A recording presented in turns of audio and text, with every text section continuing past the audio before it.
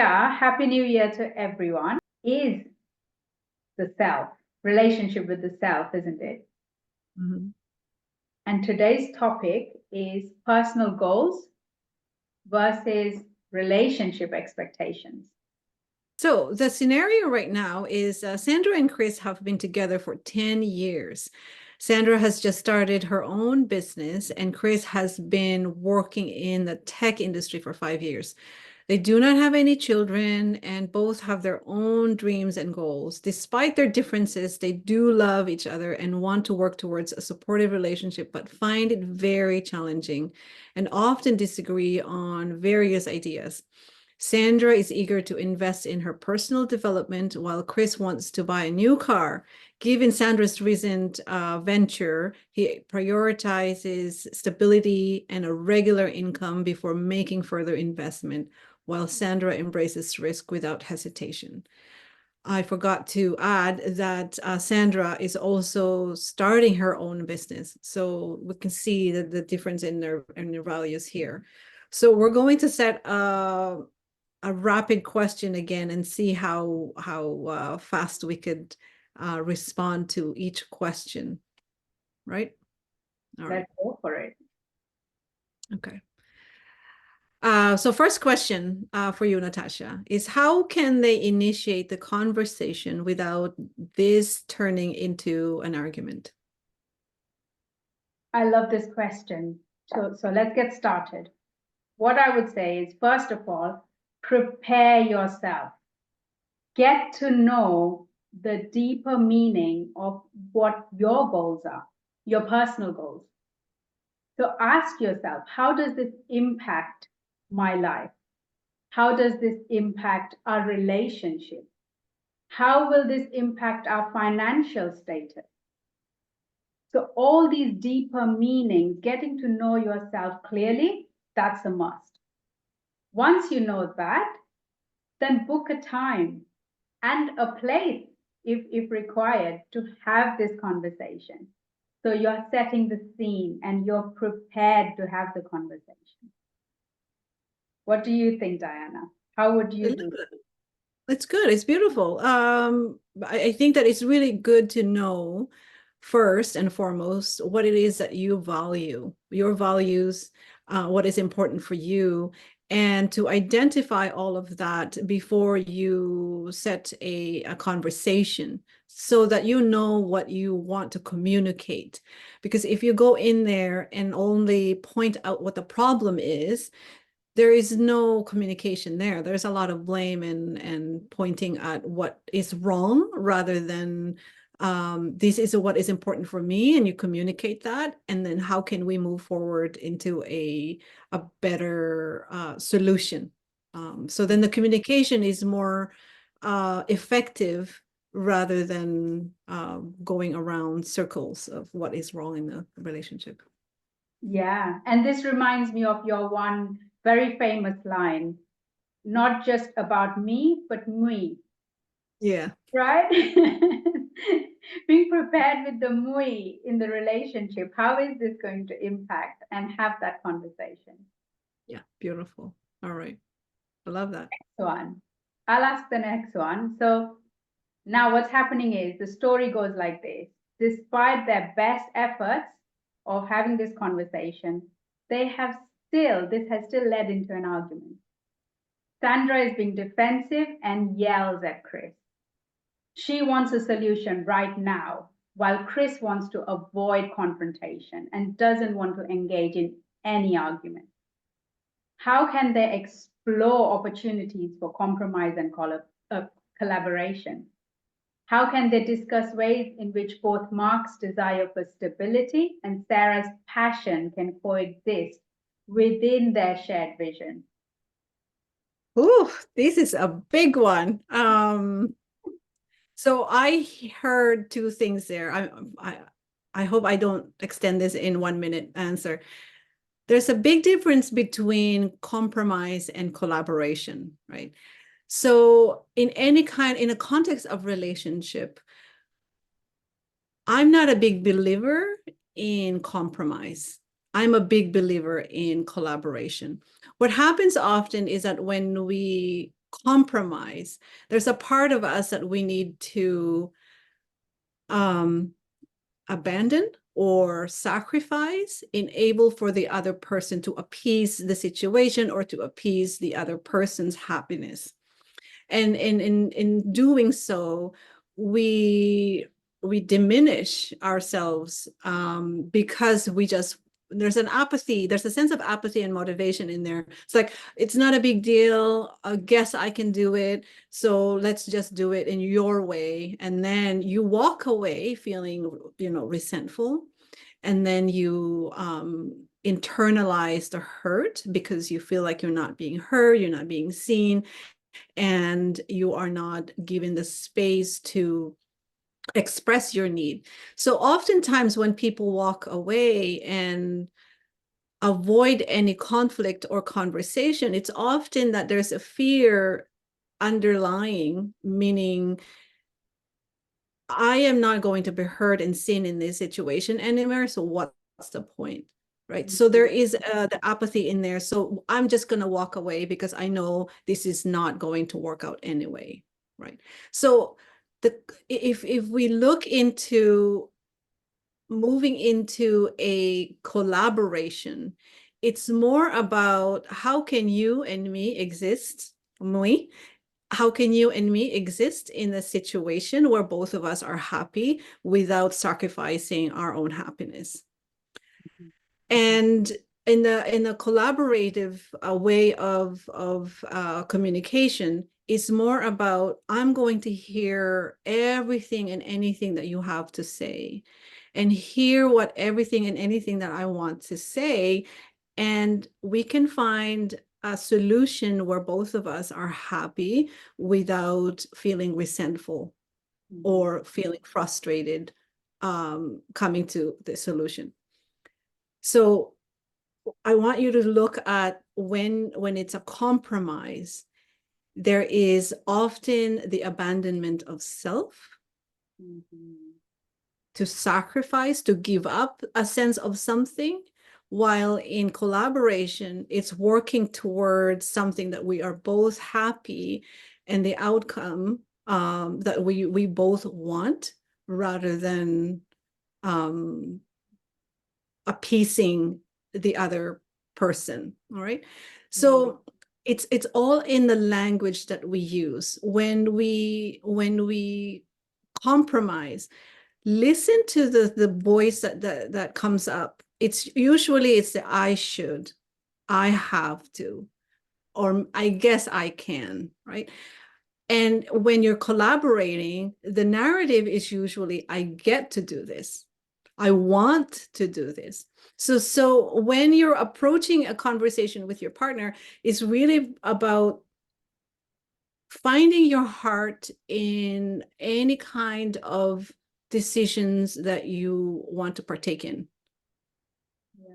So if your heart says, I want to do this and I get to do this, you know that you're collaborating with your partner and that you're arriving to a solution where both of you are happy and that you're walking away feeling your bucket.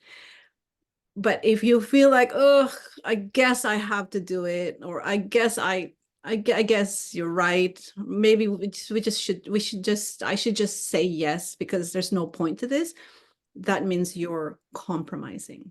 So those are the key. And we often walk away and we become defensive because of our ego. And because we are afraid, there's a fear underneath it that we're not going to be heard anyway, and that you're not going to see me anyway. So what's the point? So address the things that are not being met, and then address those first, and then the conversation can be more effective. That's not 1 minute, I'm sorry. So what do you think about that? I love that. I love that because just like you said, right, in compromise, it would always be, not always, but say in a relationship, it would always be like one person just always probably says, yeah, whatever, let's just do that. and the other person probably always wins. Yeah, so again, there's no balance. We say compromise, but the word itself is like, someone's trying to put their happiness aside, and let's just be happy. Like, okay, your decision is fine. Let's just go with it. So I love that. Yeah, knowing the distinction. And then collaboration is together, getting excited, getting curious about each other as well, right? Yeah, yeah. It's really important to collaboration is really understanding each other's point of view and being okay with it and expressing your own and finding what the middle is, the middle ground without feeling resentful. That's the key to any fruitful communication. When you feel like there's a pain or there's an ache in your heart, you know that it's not, there's something there that you need to communicate. And that's really important to feel heard and seen in within the relationship. Yeah. Yeah. And also following how it turned out, to me, it reminds me of our workshop that we did on 5 styles. Yes. It seems like Sandra has this venter 5 style, right? She wants the solution now. She cannot wait. She wants to resolve this now. Whereas Chris is trying to run away, as in he's the hider. He takes time. So she wants it now. He takes time. Let's collaborate and come in between. So Sandra needs to give him space, give him some time to reflect. And Chris needs to understand that he cannot take too long. He can't take, say, if it takes him a week, maybe let's meet in between. Let's take 3 days or 4 days. And now let's book this time to talk to each other. And when you come back, that's when you come back with more reflection over it. And now be prepared to say, I am willing to listen. Let's listen to each other rather than what I'm saying is right. This is what it is. Usually we are like that, right? So we would go into that, but maybe be more mindful. And once you have both calmed down, get together, no judgments. Don't judge each other's decisions. Just listen. I love that. Yeah, the ego is very tricky. I think that's one of the things that not many people in a relationship understand the role of our ego when it comes to being heard and seen. And ego has a huge role that plays every time there is a conflict or challenges that is arising in the relationship. So if you can check your ego, and if this is something that you would like to learn more about, contact one of us or read about it. We know a lot of books that you could learn about it, because once you know where your intentions are coming from, you can navigate any kind of communication, as difficult as it may be.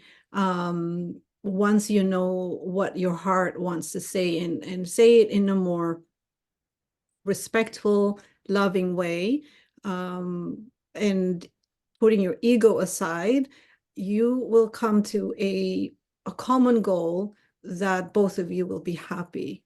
Yeah. Awesome. Thank you. Beautiful. Let's Okay. carry on. Yeah, so I think this is our last question. So how can they acknowledge the importance of individual growth while maintaining a shared commitment to the growth of their relationship? Yeah, I love this because now they've come to a realization that, come on, we need to respect each other's decision.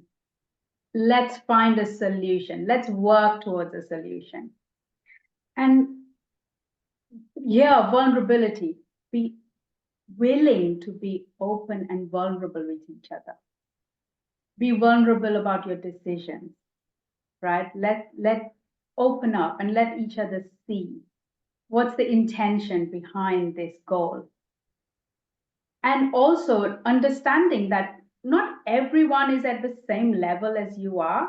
maybe if Sandra's here, she wants to invest in self-development and things like that. And, not everyone is at the same level. So have that compassion and understand that we all grow at our own pace, at our own capability, right? And that's when you allow each other to grow. And along with your own personal goal, have a common goal together as a couple as well. That's where you try and learn more about each other when you're working towards a common goal. What do you think, Diana? I love that. It's really important to acknowledge that before you went into the relationship, you are an independent, singular human being, and that you're going into a relationship sharing your love and knowledge and goals with this person. It's not about codependent relationship. It's about interdependent. Maintaining that interdependence throughout your relationship with your partner is really important. And what does that mean, right? It's really looking at, we are both different people and we have different values. Even though we are in a relationship, we love different things and we grow different ways. We have different journey, and that's okay. And how do we support our partner throughout their journey while supporting ourselves in our journey as well? So, this whole conversation is about relationship to self. So it's really about how can you maintain your relationship, a healthy relationship with yourself, while existing in a relationship with another person. So it's nourishing both your interdependency in the relationship, and that supporting your partner in whatever journey they choose to go on, without putting any guilt or weighing them down, or guilt tripping them or shaming them in any manner, or putting your needs first, because you think that is the how the relation should go. So it's about, how can I help you grow while maintaining my growth? And so in that, again, where is the collaboration? So if your partner wants to pursue a business or pursue a personal development, show up with your partner and say, how can I help you do that? And in return, how can you help me maintain my personal development in this path? And then come together, because then you don't feel like you're sacrificing so much of yourself, enable for this person to grow and excel in his or her career, business, or whatnot, while you're here supporting and being in the background. You have to be able to show up in a relationship where both of you are moving towards a direction at the same path, and meeting in the middle and say hello, and move towards a goal where it benefits both of you and the relationship, rather than it's one, you're behind another, and then it's not balanced in that way. Yeah. So that's my view. Oh, I love that. I really do, because what I've gathered from you is, what you're saying is, stop fighting with yourself,